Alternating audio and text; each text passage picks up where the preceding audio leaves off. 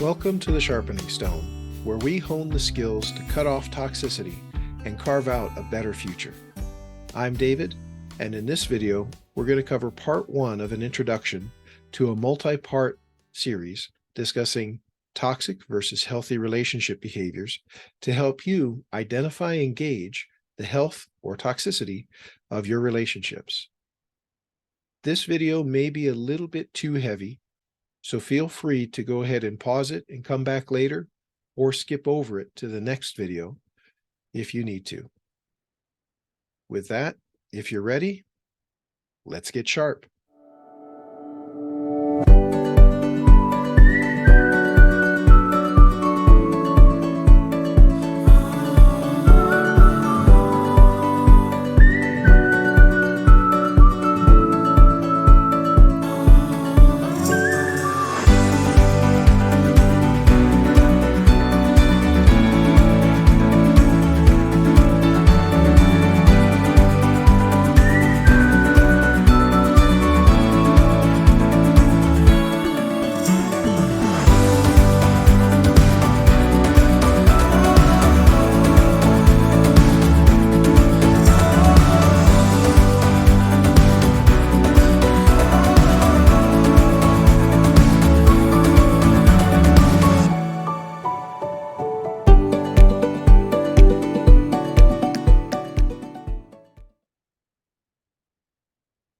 And with that, the introduction, we as human beings are built, created, designed, evolved, however you want to say it.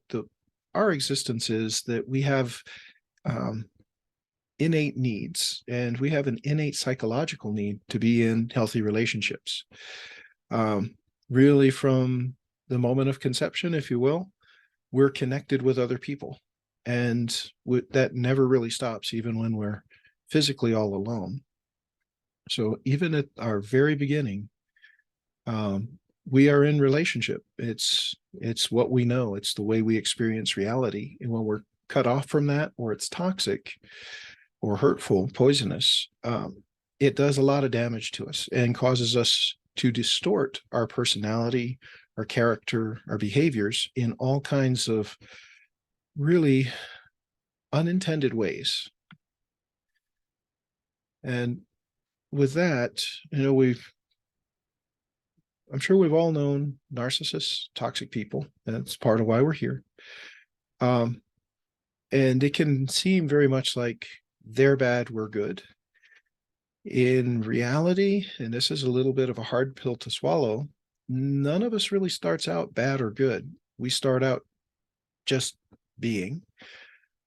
From there, the relationships that we have, that we first start out with, that teaches us, and we learn to imitate that and become healthy or toxic to different degrees, to develop coping skills or behaviors to survive toxic relationships with the first relationship we have with our family of origin.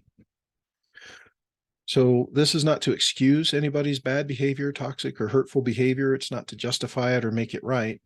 It's simply to remind us that we're all on the same footing. We all started out from essentially the same place. And I believe that all of us, including the worst of us, the worst narcissists among us, have the potential to heal. But whether we do or not is entirely up to us alone. No one can coerce, force, bribe, or persuade us into it. We have to decide that for ourselves. And unfortunately, not everyone does decide to become healthy from our toxic origins. Toxic behaviors that are learned, that we learn to imitate, they imbue abuse, abandonment, and neglect.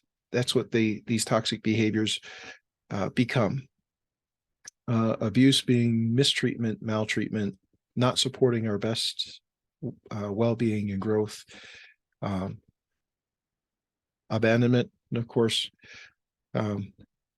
being completely disconnected from commitment, having no one to lets us know that they've got our back no matter what, that they're willing to put their time and effort and resources on the line for our well-being, and neglect, a lack of attention, a disregard for the consideration of our needs. These things cause complex trauma. Complex meaning more than one part, more than one experience, more than one layer, and trauma meaning wounds, simply wounds. That's when a normal healthy function that we need is disrupted, is damaged, is misshaped. And what complex trauma comes out as are protective behaviors. There are about 60 or so complex trauma coping mechanism behaviors. Back in the day, that we called them coping mechanisms, so I keep going back to that. Nowadays, I think the term is complex trauma responses. So arose by any other name, we know what we're talking about a lot of times, even though we may have different words for these things. But these protective behaviors, they keep us safe in an impossible situation, in a situation where we don't have the strength, the knowledge, the skills, the resources to escape or put a stop to the hurtful behavior. These complex trauma responses, they keep us safe in that, but they distort our perceptions, our beliefs, our thought processes, our nervous system, and our behaviors. And in time, they become counterproductive. What they end up doing is keeping us locked in toxic cycles because our nervous system feels more comfortable with them because they're more familiar. And our nervous system, our mind, our heart, our bodies, they're all interconnected. There's no separating them. So when we affect one aspect of our existence, of our being, we affect all of the others to some degree in some way. Now, healing from complex trauma, that is the start. That healing from those wounds prepares a way for us to learn and practice healthy relationship behaviors. And as we do that, we begin to abandon and let go of the toxic behaviors that we've picked up that we are still engaging in, whether those toxic behaviors are causing harm to someone else or to ourselves, by allowing us or opening us, keeping us willing to accept toxic and hurtful behavior. So the first person for us to start being in healthy relationship with is ourself.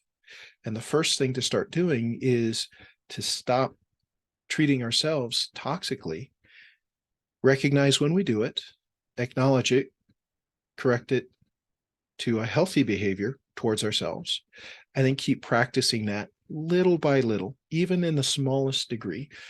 It doesn't have to be a massive change overnight or in a week or a month, just little by little engaging in the struggle every single day. And when we miss a day or a week or a month, coming back to it and picking up right where we are. Now, toxic versus healthy. I like these graphics because toxic simply means poisonous, and poison is something that we can take in, either breathing it or drinking it, eating it, swallowing it, or even absorbing it through our skin just by contact.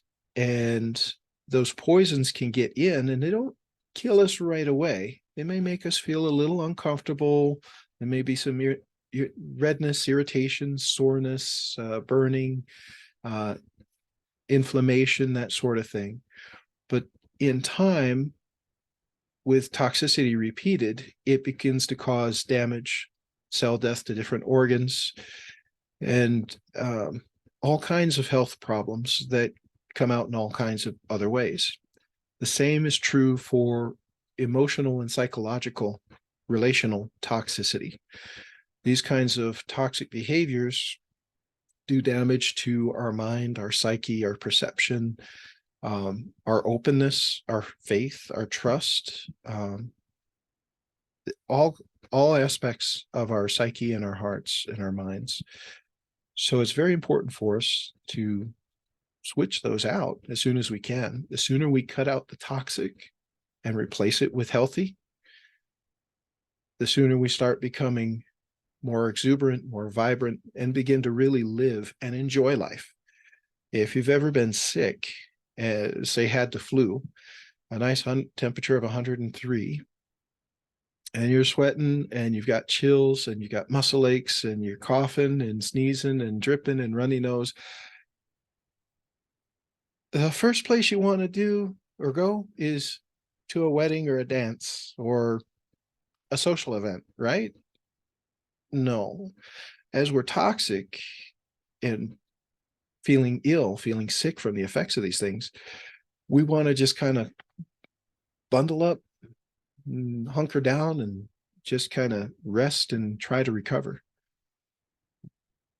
That's a good thing. That tells us that something's wrong.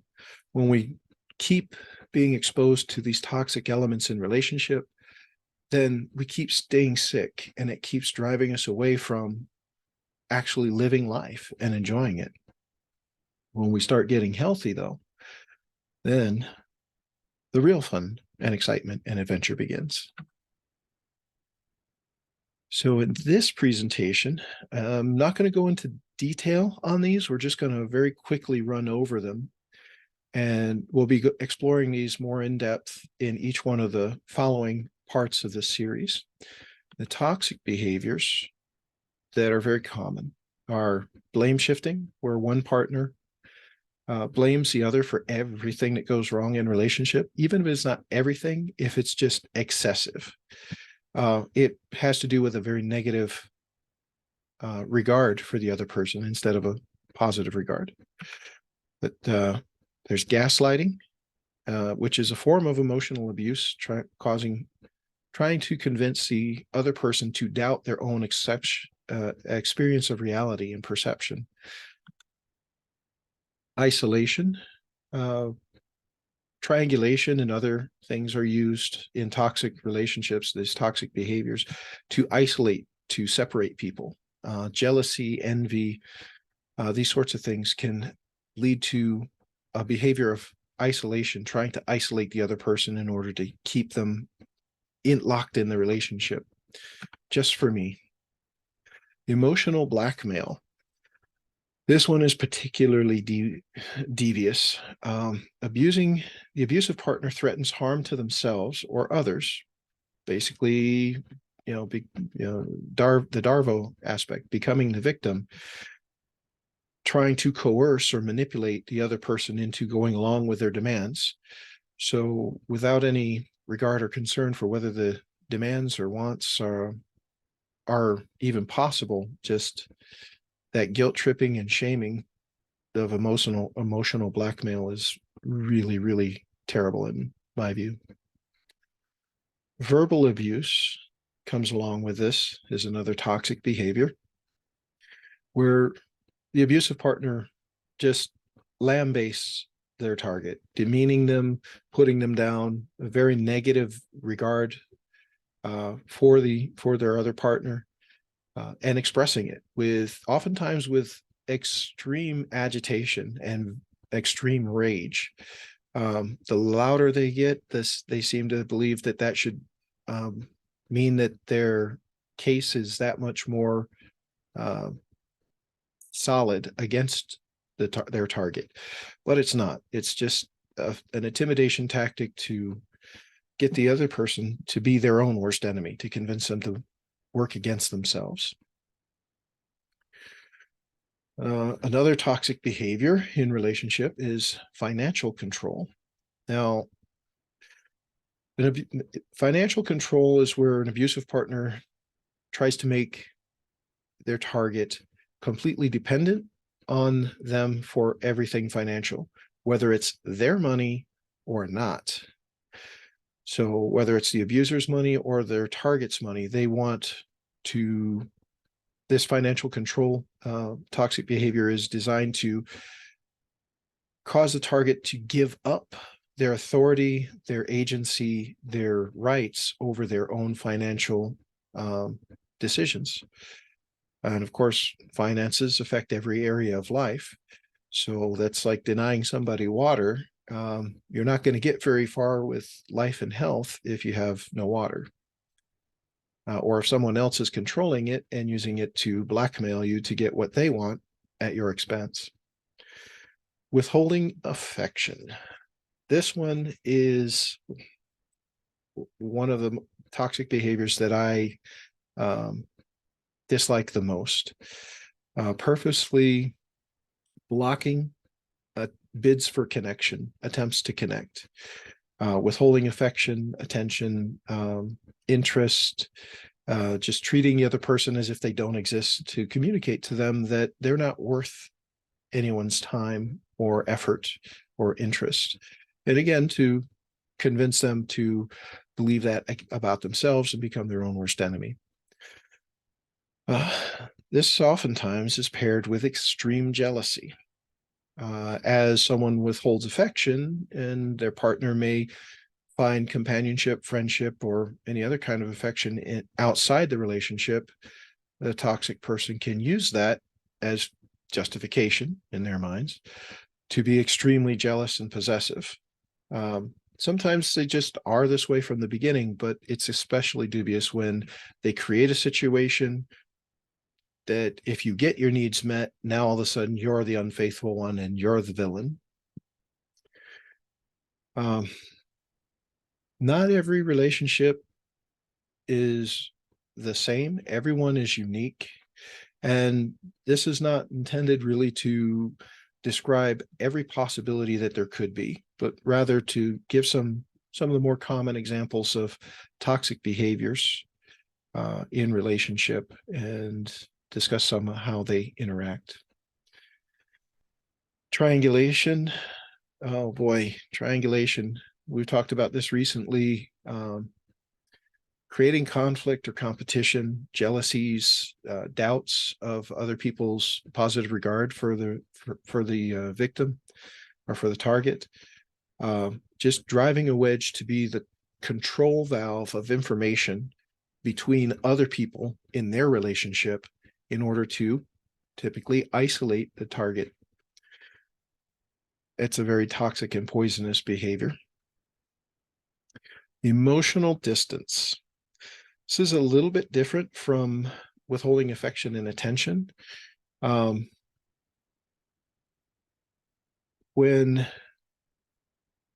the codependent partner, the target, oftentimes in narcissistic relationship will be the target, is coerced into avoiding expressing their own needs and feelings, because this was what we oftentimes refer to as walking on eggshells. When we're so terrified that anything might set off the rage and create a conflict that we just don't have the energy for, this emotional distance is a toxic behavior imbued in the target. Now, the abuser can engage in this by keeping everything private. They have their secrets. They just don't share anything about themselves. They keep themselves a mystery. Some people are private people, and this can be mistaken for somebody just being a very private person. So there's a little more to it than just reading something and applying it. It really takes some practice and discernment and knowledge of the relationship to know if somebody's behavior really is one of these or just something similar to it. Almost to the end. We've got these next four. A need for approval is a toxic behavior in relationship when it's excessive. Now, we all need approval. We need acceptance. It's a psychological need that we have. With the narcissistic person or someone high on the narcissistic scale, as I say, or toxic person, their need for approval can be so extreme because it's their addiction that when they get it, the high lasts a short time and they start to crash and they crave it again. So all morality, all loyalty, all fidelity, all trustworthiness goes out the window because that's getting in the way of getting this approval, this drug that is medicating their core wound, their pain. So that's where a need for approval becomes toxic. Low self-esteem is a toxic behavior. Now, we may have heard that the narcissist, although they behave or try to put on a fake face like they're the best thing in the world, really inside, they despise themselves. They hate themselves. They think so lowly of themselves that they can't face that pain. And so they turn away from it and splinter to pursue this false image of perfection, unwilling and unable to allow themselves to be less than perfect and still acceptable, still lovable, still worthy of dignity and respect and attention and care. So that kind of low self-esteem is so low that it can be the fuel or the launch pad to mistreat other people, or to get lost in a pity party, to get trapped in a trauma cycle of woe is me, poor me, oh, there's maybe hope. No, I'm going to drive away from that because I'm more comfortable with woe is me, poor me. That kind of trauma cycle, in any of these, we as the targets or the codependents can get caught up in, not because we want to or we think it's a good idea or we're trying to manipulate or abuse, but we're trying to survive and trying to make sense out of insanity, which will never work. But we keep trying all kinds of different things to try and survive and navigate being the person we want to be, a loving, caring, respectful, honoring, cherishing, faithful person to the person that we've committed to. And struggling to do that in the face of all these toxic behaviors can cause us to turn to them and become toxic in order to survive.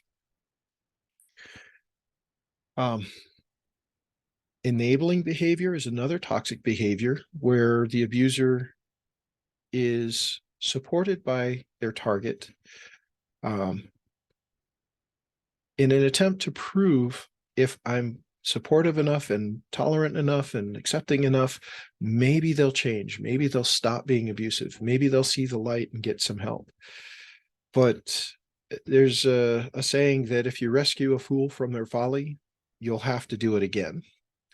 And that is oh so true when dealing with narcissistic people, people that are high on the narcissistic scale, or toxic people in general who have no inkling or desire to recognize that they have wounds that would be better served by healing them instead of continuing in toxic behavior towards other people. Codependent behavior, when we prioritize the needs and wants of the other person, sacrificing ourselves. When we take the rope and we tie ourselves to the altar and we take the knife and we cut our own throat to try to please the wants, the needs of a toxic person, we don't do them or ourselves any good.